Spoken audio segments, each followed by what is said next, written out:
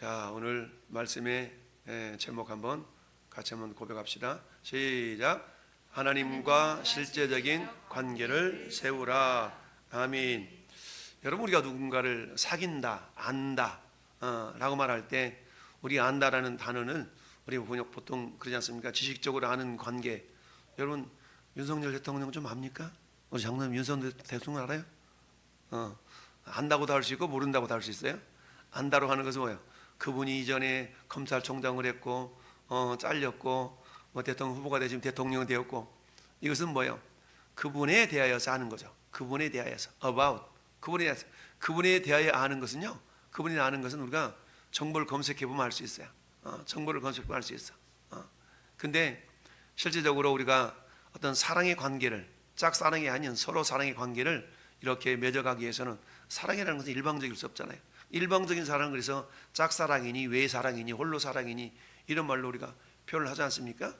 기본적으로 사랑이라는 것은 첫째 뭐가 있어야 되냐면 대상. 사랑은 대상이 있어야 되죠. 어디 뉴스 들으니까 어떤 여자가 홀로그램인가? AI 뭐하고 결혼한다고 그런 또 기사가 있더구만. 여러분, 결혼은 또 뭐 참 요즘 희한한 일이 많이 있어요. 또 어떤 사람은 또 고양이하고 결혼한다고 그런다는 둥 아무튼 막 전혀 성경적이지 않는 그런 모습으로 나타나는 것들을 많이 보게 되는데, 어쨌든 사랑이라는 것은 대상이 있어야 되잖아요. 대상, 그렇죠? 사랑은 대상이 있어야 돼. 특별히 우리가 하나님과 우리 인간과의 관계성 속에서 우리를 하나님께서 하나님을 사랑하라라고 하나님이 요구하시잖아요. 왜 하나님 우리에게 사랑을 요구하실까요? 이미 하나님 우리를 먼저 사랑하셨거든요. 하나님 우리를 먼저 사랑하셨기 때문에 내가 너를 이렇게 사랑했지 않니? 그러니까 너도 나를 사랑해 주라라고 하나님 요구하시죠. 우리가 아직 죄인 되었을 때에 하나님께서는 예수 그리스도를 이 땅에 보내시고 십자가에서 죽이심으로 우리를 향하신 당신의 사랑을 확증했다고 그랬잖아요. 내가 이렇게 사랑한 거 알지? 가봐. 이렇게 딱 증명했어요. 이게 예수님의 십자가 사건이죠. 예수님의 십자가를 바라보면서 우리 뭘 생각할 수 있어요? 하나님이 우리를 사랑하시는구나 라는 것을 생각할 수가 있겠죠.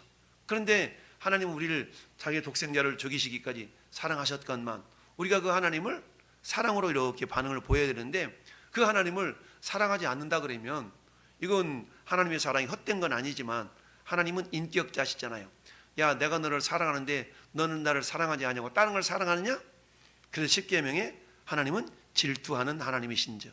왜 질투합니까? 하나님이 인격자시기 때문에 그렇잖아요. 네, 인격자시면 남녀 간에 결혼을 했는데 남편이 아내에게, 아내가 남편에게 당신 네 마음대로 살아요.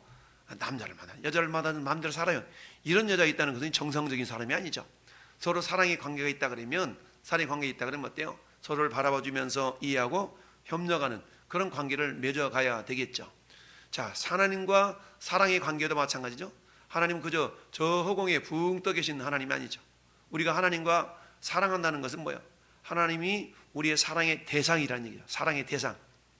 근데 그 하나님은 눈에 보여요, 안 보여요? 눈에 안 보여. 우리는 눈에 보이는 육체가 있고 눈에 보이지 않는 영혼이 있잖아요. 그 영혼의 일부분이 인격이지 않습니까? 그 하나님은 인격이에요. 눈에는 안 보이지만 인격적인 존재이시죠.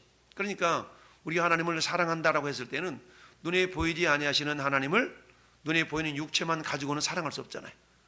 눈에 보이지 아니하시는 하나님을 눈에 보이는 육체만을 가지고 사랑할 수가 없어요. 그래서 우리 안에 뭐가 계셔요? 성령님이 하나님을 사랑하실 수 있도록 우리 안에 마음에 감동을 주시고 우리 인격을 이렇게 이끌어 가시는 걸 보게 됩니다. 우리가 하나님과의 관계 속에서 우리가 하나님을 사랑해야 되는데, 그 사랑에는 어떻다? 실제적인 관계가 이렇게 설정이 되어져야 된다는 얘기입니다. 실제적인 관계. 남녀 간의 사랑을 할 때도 마찬가지. 남녀 간의 사랑을 해서 결혼을 하게 되면 어때요? 법적인 신고를 하고 혼인신고를 해서 남편이 아내에게 난 오늘부터 당신의 남편입니다, 당신의 아내입니다 라는 선서도 하고 이러면서 부부관계가 이루어지지 않습니까? 자, 그래서 마가복음 12장 30절 한번 읽습니다. 시작. 내 마음을 다하고 목숨을 다하고 뜻을 다하고 힘을 다하여 주 너의 하나님을 사랑하라 하신 것이요. 아멘. 하나님 눈에 안 보여요? 안 보이지만 어떻게 사랑하라고요? 마음을 다 해서 사랑하래요. 뜻을 다 하고 목숨을 다 하고 힘을 다해서 주 너의 하나님을 사랑하라. 그러면 어떻게 해요? 눈에 보이지 아니하시는 하나님이시지만 내 눈에는 안 보이지만 영적으로 내가 느낄 수 있도록 온갖 수고와 노력을 기울여서 하나님을 사랑하는 자가 되라라는 얘기죠. 요즘 우리가 성경을 읽고 이전 예배 자리에 나오고 이 모든 것들은 하나님을 사랑하는 모습의 한 부분이거든요.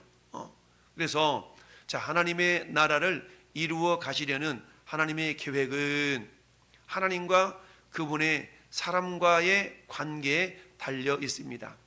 여러분, 하나님이 아브라함을 대표로 얘기를 들자면 하나님이 아브라함과 7번의 언약을 맺거든요. 7번의 언약을 맺는데 그 언약의 주제가 뭐냐면 언약의 주제는 하나님의 나라예요. 하나님의 나라. 하나님 나라. 여러분, 하나님의 나라라는 것과 천국과는 좀 다른 개념이에요. 천국이라는 것은 우리가 장차 들어가야 될 그런 개념이라 그러면 하나님의 나라는 이 땅에서 하나님의 통치를 받는 우리의 심령, 여러분의 심령, 이 모든 것들은 하나님의 나라의 개념으로 볼 수 있어요. 그러니까 하나님은 이 땅에서 하나님의 나라를 이루고 사는 사람들을 영원한 천국으로 이끌어 가시는 거야. 그러니까 하나님의 나라를 이루어 가시기를 원하시는데 그 하나님께서는 붕 호공이 떠가지고 그 막연하게 하나님 나라를 이루어 가시는 것이 아니라 그 하나님 우리를 인격적으로 대화하시면서 구체적으로 우리와 하나님과의 사귐, 교통을 통해서 하나님 나라를 이루어 가시더라. 여러분, 나라라는 것은 국민 영토 주권, 우리 초등학교 때 막 외웠던 그런 기억이 나는데 국민 영토 주권이 있어야 돼요. 국민은 뭐예요? 내가 하나님의 국민, 내가 하나님의 국민이죠. 너희는 왕 같은 제사장들이요 하나님의 소유가 된 백성이요. 그게 소유가 된 백성, 하나님의 백성이라는 얘기죠. 그래서 하나님의 나라를 이루어 가시려는 하나님의 계획, 그 나라를 이루어 감에 있어서 국민이 있어요. 영토는 어디 영토예요? 땅덩어리가 영토가 아니라 전혀 여러분의 심령, 우리의 마음이 영토죠. 여러분, 우리가 예수를 우리의 구주로 모셔드리는 것이 어디에 모셔드려요? 마음에 모셔드리잖아요. 이게 마음에 모셔드리기 때문에 우리 마음이 영토인 겁니다. 근데 막 모셔드리는데 우리가 그분의 주권을 인정하지 않는다면 내 안에는 하나님 나라가 이루어지지 않는 겁니다.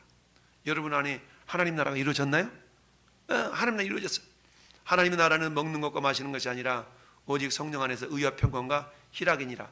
내가 정말 하나님 통치를 온전하게 받아들이고 있다면 내 안에 뭐가 있다는 거예요? 어떻게 하면 하나님 기쁘시게 하지? 의를 쫓는 거예요. 하나님의 의, 하나님께서 기뻐하시는 그 일을 이렇게 쫓아가는 것이 우리는 의롭다라고 표현할 수 있거든요. 왜? 이미 예수 믿는 순간 우리는 모든 죄로부터 사함받고 우리가 의로운 자라고 주님께서 인정해 주셨기 때문이죠. 그러니까 우리 예수 믿는 순간 성령님 우리 안에 오셔서 무엇을 이끌어 가시냐면 그때부터는 어때요? 내 마음 가운데 좀 신앙생활 잘해봐야지, 어떻게 보면 하나님께 좀 이쁨을 좀 받아볼까? 이런 마음들이 생기도록 하신다는 얘기죠. 이게 하나님과의 어떤 인격적인 만남을 가지고 있는 사람들의 특징이에요. 물리적인 눈을 가지고 생물학적인 눈으로 하나님을 바라보지는 않지만 내가 하나님과 사귐이 있고 하나님을 사랑하고 있는 사람들의 특징은 내 마음속에 어떻게 보면 좀 하나님을 좀 기쁘시게 한번 해볼까? 이런 마음이 조금이라도 생긴다는 거예요. 여러분, 사랑하는 연인이 만나가지고 결혼하면 어때요? 아내는 남편에게, 남편은 아내에게 우리 남편이 오늘 좋아하는 김치찌개를 좀 끓여볼까? 순두부찌개를 좀 끓여볼까? 이런 마음이 생긴다는 얘기죠. 남편은 아내에게 우리 마누라가 요걸 좋아하는데 좀 사다가 좀 먹여볼까? 이런 생각들이 들게 된다는 얘기죠. 들게 된다는 얘기입니다. 즉 하나님의 나라는 먹는 것과 마시는 것이 의와 평강과 희락이라 해서 내 마음속에 하나님의 뜻을 이루어 드리려고 하는, 하나님을 기쁘시게 하려고 하는 그런 어떤 마음들이 이렇게 내재해 있는 거죠. 이게 하나님의 나라를 이루어 가고 있는 사람들의 하나의 특징이다. 두 번째는 뭐라고 해서 평강. 여러분, 예수님은 풍랑이는 바다에서 그 배 위에서도 주무시잖아요. 네, 주무셔. 제자들은 막 놀라서 막 낮아빠지고 있는데 예수님은 풍랑이는 바다에서 주무시고 계셔. 우리가 부르는 찬송가, 내 영혼 평안해, 내 영혼 평안해, 뭔가 막 가득 채워지고 뭔가 다 이루어져서 많이 평안한 것이 아니라 오직 예수 그리스도 그분으로 말미암아 그분과 사귐이 있기 때문에. 오늘 솔로몬은 뭐라고 고백하고 있습니까? 나는 뭐하고 똑같다고요? 나는 출입할 줄 모르는 어린아이 같대. 출입할 줄 모르는 어린아이. 출입할 줄 모르는 어린아이니까 그 어린아이는 어디에 있어야 돼요? 엄마 품에 있어야 되겠죠. 엄마 품에 안겨 있는 겁니다. 엄마 품에 안겨 있는 아이가 오늘 뭐 먹지? 오늘 저녁 때거리가 뭐지? 엄마 품에 안겨 있는 아이가 걱정을 해요, 안 해요? 걱정 안 해죠. 우리 하민이가 오늘 저녁을 내가 우리 엄마가 뭘 준비하려나? 큰일 났다. 우리 엄마가 뭘 준비할까? 걱정인데 이러진 않지. 가면 야 밥 먹어라. 뭔데? 이렇게 준비해서 먹자. 이게 자식된 그 모습 아니겠어요? 왜? 우리 어머니가 알아서 다 준비할 거야. 때로는 할머니가 맛있는 거 갖다 주고 이게 자식된 도리인데 걱정이 막 대상 같아요. 큰일 났다 이거 어떡하지? 이거는 엄마를 못 믿는 거고 아빠를 못 믿는 거야. 못 믿는 거야. 그러니 우리가 우리 주님을 믿고 우리 마음 가운데 천국이 이루어진 자의 특징이 두 번째 특징이 뭐라고요? 내 마음의 평안함이 있다는 얘기죠. 샬롬이 있다는 얘기입니다. 내 영혼 평안해. 그 다음에 뭐예요? 기쁨이 있죠. 사도 바울은 데살로니가서 5장에서 항상 기뻐하래. 여러분 우리가 살아가는 어떻게 맨날 기쁜 일만 있겠어요? 때로는 짜증스러운 일도 있고 그렇지만 궁극적으로 방향성 자체가 항상 기뻐하는 방향으로 우리 믿는 사람들은 그렇게 흘러간다는 얘기입니다.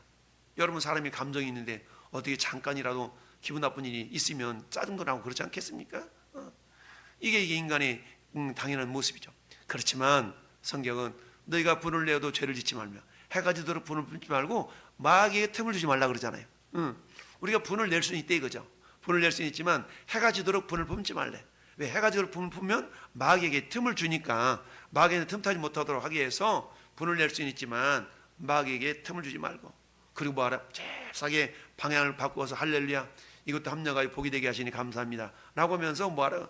내 안에 기쁨을 빼앗기지 말라라는 얘기죠. 그러니까 항상 기뻐하라는 얘기는 그런 차원인 거죠. 어떻게 모든 일만 기뻐할 수면 있겠어요? 그러나 우리 방향성 자체가 기뻐하는 방향으로 흘러가는 겁니다. 그 과정 속에는 때로는 짜증스러운 일, 기분 나쁜 일, 화나는 일도 있지만 그걸 잽싸게 방향을 바꿔가지고 기뻐하는 방향으로 이게 하나님 나라가 이루어진 사람의 특징이다라는 얘기죠. 근데 그 하나님의 나라는 일방적으로 이루어질 수가 없잖아요. 우리 주님이 내 안에 오셔야만 가능하지 않습니까? 그러면 하나님께서 오늘 말씀의 제목처럼 하나님과 어떤 실제적인 관계를 맺어야 돼. 실제적인 관계. 하나님이 실존하는 분이잖아요. 실존하는 분. 우리가 천국이 있어요 없어요? 그러면 보이지도 않는데 어디가 있어? 우리 전도제 그렇잖아요. 하나님 안 보이는 거 없다. 보이지도 않는데 결론을 맺어. 안 보이는 거 없다. 그러면 이게 변론을 하기를 안 보인다고 없는 거지 없냐? 안 보인다고 없는 게 아니라 우리가 인식하지 못하기 때문에 그렇다. 공기는 왜 안 보이지 않냐? 5분만 숨 쉬지 말아봐라. 그러면 죽는다. 핸드폰은 눈에 보이지만 핸드폰에 있는 시스템은 안 보이지 않냐? 텔레비전은 보이지만 전파는 안 보이지 않냐? 이렇게 하면서 눈에 보이는 것보다 눈에 보이지 않는 것이 훨씬 많다. 이렇게 우리가 설득할 수가 있죠. 이와 마찬가지로 당신 몸속에 있는 마음은 안 보인다. 그와 마찬가지로 하나님도 영적인 존재이기 때문에 눈에 안 보인다. 그렇지만 존재한다. 이렇게 우리가 설득을 해 나갈 수가 있는 것이죠. 그래서 하나님의 나라를 이루어 가시는 하나님의 계획은 하나님과 그분과의 사람과의 관계에 달려있다. 하나님과 그분의 사람과 하나님과 성도와의 하나님의 사람인 성도와의 관계성 속에서 하나님 나라를 이루어가는 계획이 있다는 얘기죠. 그러니까 하나님 오늘도 전 여러분을 통해서 하나님 나라를 이루어가기를 원하세요. 근데 가만히 있어가지고 하나님 나라가 이루어져 가는 게 아니죠. 로마서 10장의 말씀 보니까 우리가 보내심을 받지 않았다면 어떻게 전파할 수 있겠냐. 그렇잖아요. 듣지 못한 자를 어떻게 부르리요? 전하는 자가 없는데 어떻게 믿겠냐. 그러면서 아름답도다 좋은 소식을 전하는 자들이 발이요. 오늘 전도하는데 어떤 분이 딱 만나가지고 그러는 거야. 자기는 코로나 때인가 3년 4년 됐죠. 그때부터 가나안 성도에 가나안 성도 자기가 가나안 성도인데 전도를 이렇게 주니까 목사님이니 그렇다고. 그러면 자기 오빠도 목사님이래. 그러면 뭐 경상도 어디서 지금 목회를 하고 계시는데 근데 자기는 이게 가나안 성도라는 거야. 그러시죠. 그럼 빨리 계약을 하셔야죠. 계약을 빨리 하시라고. 그랬더니 뭐 교회가 어디니 어쩌니 뭐 이저저저 막 물어보면서 막 그러는데 그분이 집이 저기 안정리인데 4년 동안 지금 가나안 성도 된 가나안 성도. 여러분 코로나를 겪으면서 가나안 성도 된 사람 얼마나 많습니까? 가나안 성도. 그래서 뭐 지난 주에도 얘기했던 것처럼 저 교회 다녀요. 대부분 이렇게 대답하잖아요. 그래서 교회 다니는 자가 되지 말고 교회가 되라 라고 이게 간혹 얘기하는데 내가 교회라는 얘기는 하나님과 늘 교통 속에서 하나님과 한 몸을 이루고 사는 그런 존재라는 이야기인데 그런 사람 참 많아요. 그래서 하나님의 나라를 우리가 이루어가는 그런 주인공들로 하나님 우리를 들어 쓰기를 원하시는데 일방적으로 나 혼자 하나님 나라를 이룰 수가 없어요. 하나님과의 관계성 속에서. 근데 관계라는 것은 보이지도 않는 어떻게 관계를 맺어요? 그러나 보이지 않지만 실존하시는 하나님인 것을 늘 우리가 인식하며 살아갈 수가 있어야 된다는 얘기죠.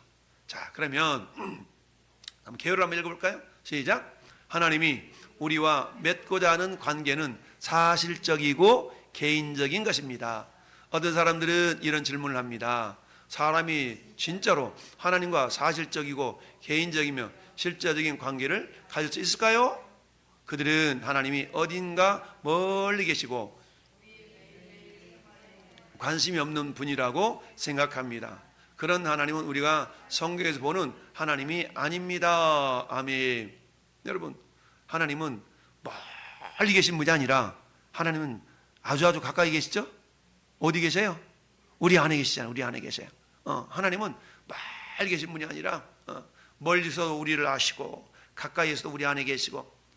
근데 보통 사람 생각하기는 눈에 보여지지 않고 손으로 만져지지 아니하니까 어떤 생각을 든다고요? 진짜로 하나님과 사실적 개인적인 실적인 관계를 어떻게 가질 수 있어?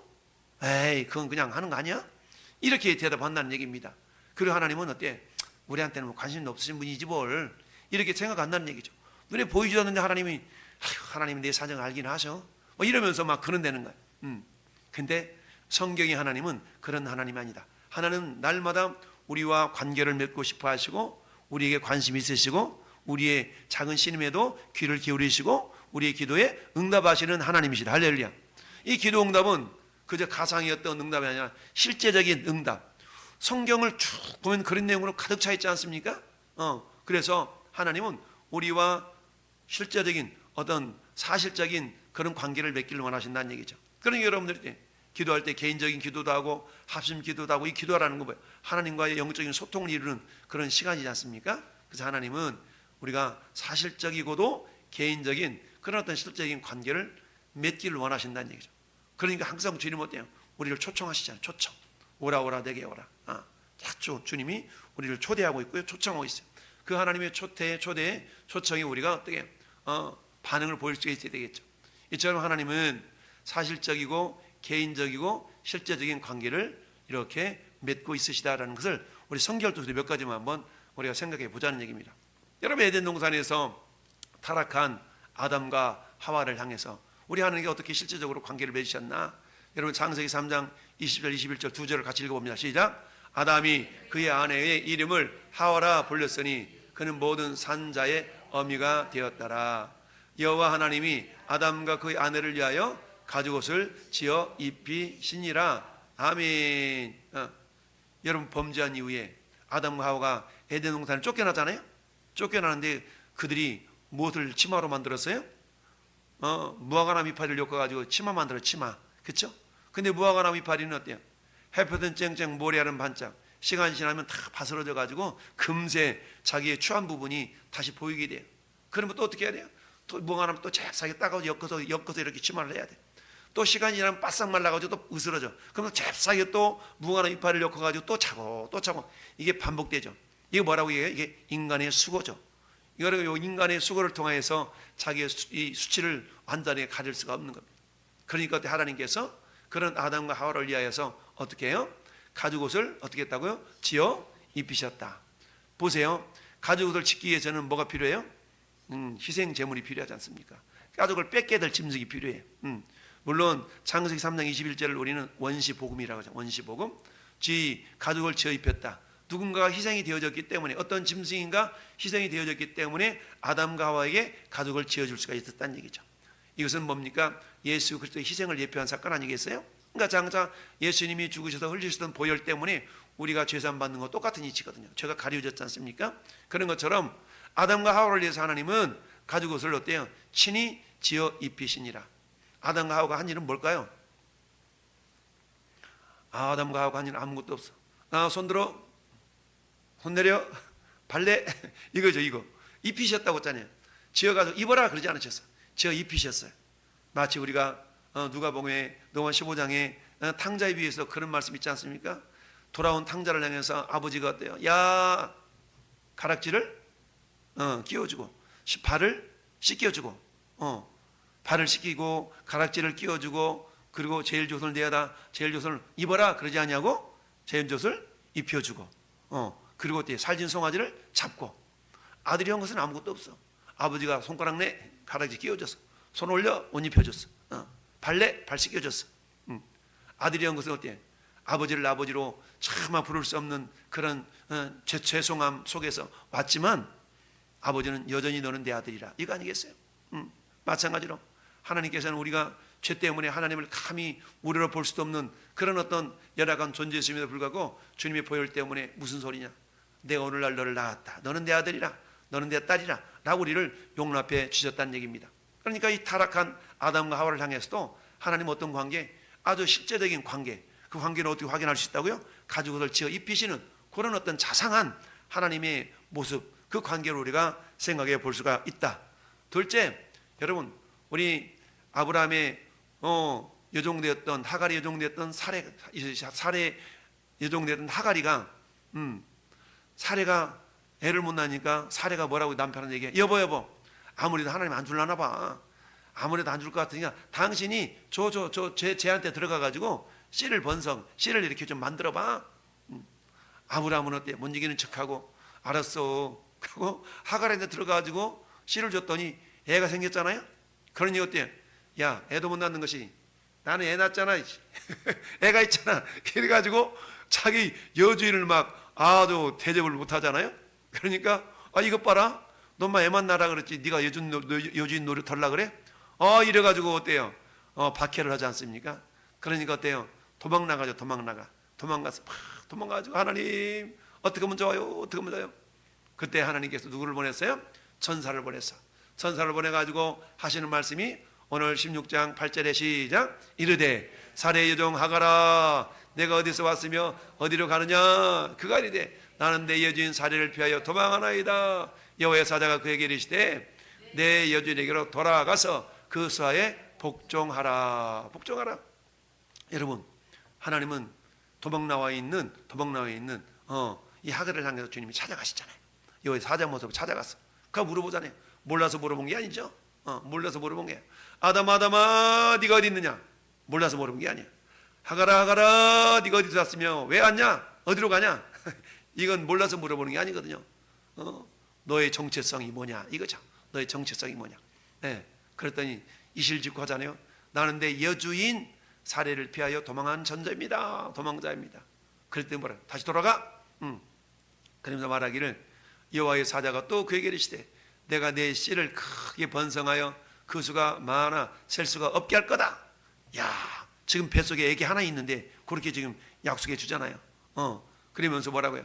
그가 사람 중에 들나귀 같이 되리니 그의 손이 모든 사람을 치겠고 모든 사람의 손이 그를 칠 것이며 그가 모든 형제에 대항하여 살리라 하니라.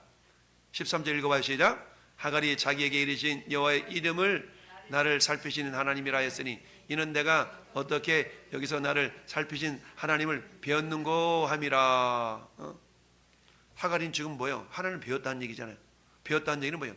인격적인 실제적인 만남이 있었다는 거 아니겠어요? 실제적인 만남이 있었다는 얘기입니다. 실제적인 만남이 있어요. 그 하나님은 어떤 하나님이시라고요? 나를 살피시는 하나님.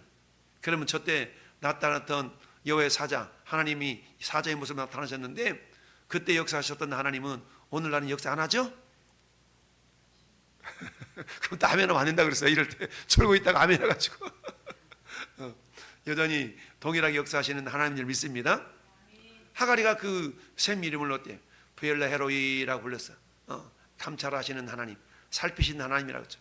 그러면서 하는 여호와의 사자가 어때요? 그 하갈이의 몸 안에 있는 자식 이름도 지어주잖아요.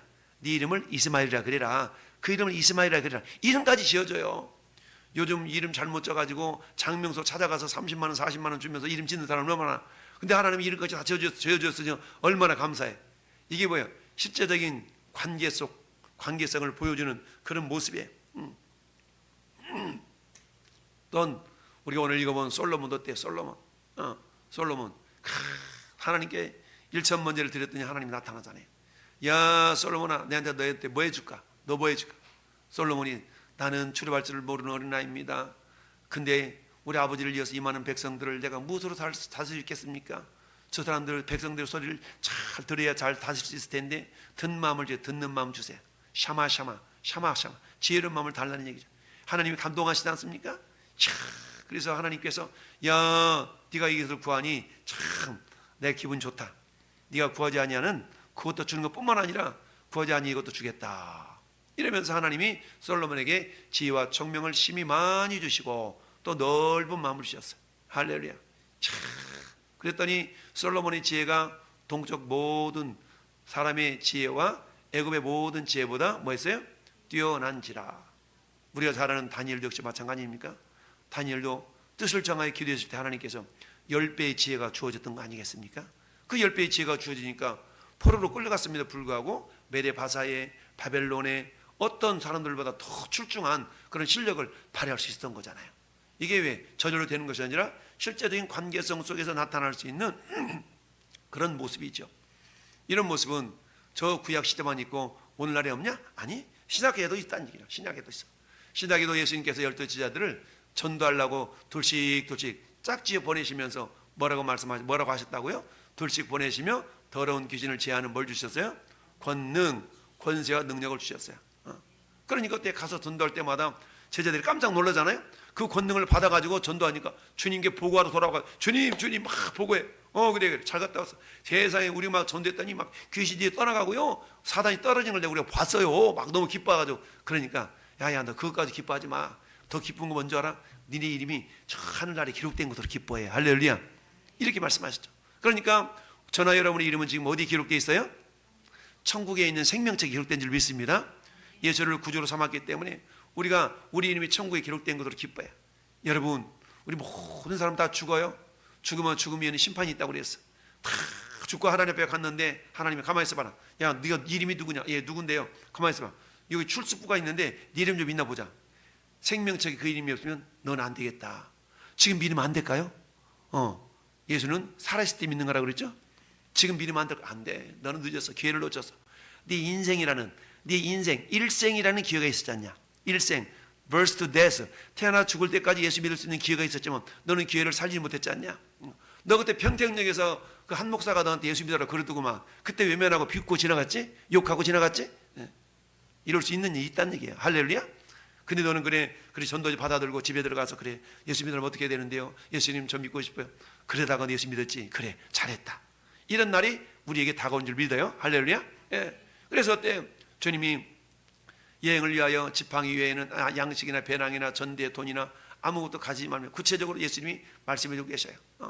여러분, 예수님이 제자들 뿐만 아니라 여러분 우리가 예수님이 돌아가신 이후에 베드로도 어떻게 역사했나요? 여러분 베드로 볼까요? 감옥에서 복음 전하다가 감옥에 갇혔잖아요. 감옥 갇혀고 이제 내일 끄집어내가지고 죽임 당할 상황이야. 그랬는데 어때요? 감옥에서 찬송하다가 기도하다가 찬송하다 들으니까 하나님께서 누굴 보냈어요? 천사를 보냈죠? 천사를 보내가지고 자 12장 7절 시작. 호련히 주의 사자가 나타나매 옥중에서 광채가 빛나며 또 베드로 옆구를 쳐 깨워 이르되 급히 일어나라니 쇠사슬이 그 손에서 벗어진지라. 아멘. 옆구를 탁 찔러가지고 일어나 빨리 일어나. 깜짝 놀라 일어나. 세상에 천사가 막 그래도 수갑이 풀어지고 막 옥문을 열어서 용문을 통과해가지고 지금 제자들이 뭐하고 있어요? 우리 베드로 선생님 좀 하나님 제발 좀 구해주세요. 똑똑똑 로데라는 계집종이 나와 보니까 어머나 우리 베드로 선생님이야. 막 들어가지고 베드로 선생님 모셨어요. 베드로 선생님 모셨어요. 제자들이 믿었어요? 안 믿었어요? 안 믿었어. 무슨 소리야? 지금 감옥에 계시잖아. 감옥에. 안 믿었어. 제가 분명히 봤는데요. 너 홀랑 봤다. 홀랑. 계속 두드리니까 베드로를 만나서 기쁨이 충만했던 걸 봅니다. 오늘날도 하나님은 실제적으로 역사하시는 하나님 줄 믿어요? 여러분 계시록에 보니까 어때요? 사도 요한이가 환상 가운데 주님의 교제를 나누는 그런 모습이 나오지 않습니까? 그 하나님은 오늘 이 시대도 동일한 하나님인 줄 믿습니다. 그 하나님은 저 여러분에게도 동일한 관계를 이루기 원하시는데 이처럼 우리가 도매금으로 야 모여라 그러지 않으셔요. 개인별로 우리의 인격과 우리의 성품을 다 아시기 때문에 우리를 만나시는 방식은 다 달라. 그런 한 가지 공통점 뭐예요? 우리를 만나셔서 하나님 나라를 이루어가는 그런 축복의 통로로 우리를 삼기를 원하신다는 얘기죠. 하나님 나라의 동역자로 삼기를 원하셔요. 할렐루야. 따라서 우리는 영적인 감각이 우리가 민감해져서 하나님이 나에게 뭐라고 말씀하시냐. 여러분 하나님 말씀하신 통로 우리가 몇 달 전에도 살펴봤지 않습니까? 하나님 지금도 우리가 기도하는 가운데 성경을 통하여 말씀을 통하여 어때요? 환경을 통하여서 우리에게 하나님께서 다가오시고 말씀하신다고 그랬죠. 근데 우리를 그것을 잘 느낄 수 있도록 어때요? 우리가 영적으로 깨어 있어야 된다는 얘기죠. 야, 하나님께 이렇게 하라고 그러시는가 보다. 이게 뭐예요? 실제적인, 개인적이고도 사실적이고도 실제적인 관계를 통하여서 우리 하나님의 목적은 뭐예요? 당신의 나라를 이루어가는 겁니다. 할렐루야. 그 당신 나라를 이루어가면서 우리를 들어 쓰기를 원하시는 거예요. 우리 홍성리 사모님이나 저나 지금 어떻게 쓰임받는 거예요? 광장에 가서 전도하는 거, 야, 전도한다고 뭐 쓰임받는 건 아니요. 그 전도지를 받아들고 마음속에 사람이 마음으로 믿어 의에 이르고 입으로 시인하여 구원에 이른다. 하나님 나라가 확장되는 거예요. 할렐루야. 기도에 귀하게 쓰임받는 겁니다. 우리 장로님, 난 직접 나가지 못해도 목사님, 내가 전도지 포장은 잘할게요. 아까 한 박스 업고 올라오더라고. 집에 가가지고 우리 권사님이랑 여보 붙여봐 하면서 아마 봉지 열고 막 붙였을 것 같아. 이것도 뭐예요? 하나님께서 감동하지 아니하시고 내가 이걸 내가 왜 해야 돼? 안 하면 안 돼? 이런 게 아니라 그래, 내가 이거라도 해야지, 내가 뭐 해야 되겠어, 이러면서 협력하는 겁니다. 할렐루야.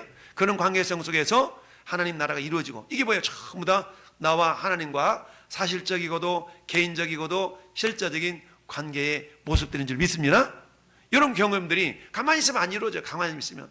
내가 그러면 주님의 뜻, 의와 평강과 희락, 주님의 뜻을 위하여서 내가 뭘 한번 해볼까? 기도하면 하나님께 감동을 주시면 거기에 겸손하게 순종할 때 하나님의 함께 하심을 경험하게 될 줄로 믿습니다. 그렇습니다. 자, 그 다음에 하나님의 사랑, 그래서 뭐하다고요? 실제죠. 읽어봅시다. 시작. 사랑은 반드시 사실적이고도 개인적이어야 합니다. 어떤 대상이 없이는 사랑할 수 없습니다. 하나님 사랑한대. 하나님 어디 있는데? 몰라. 그냥 사랑해. 이게 아니라는 거예요. 하나님이 실제적으로 존재하시는 분, 할렐루야.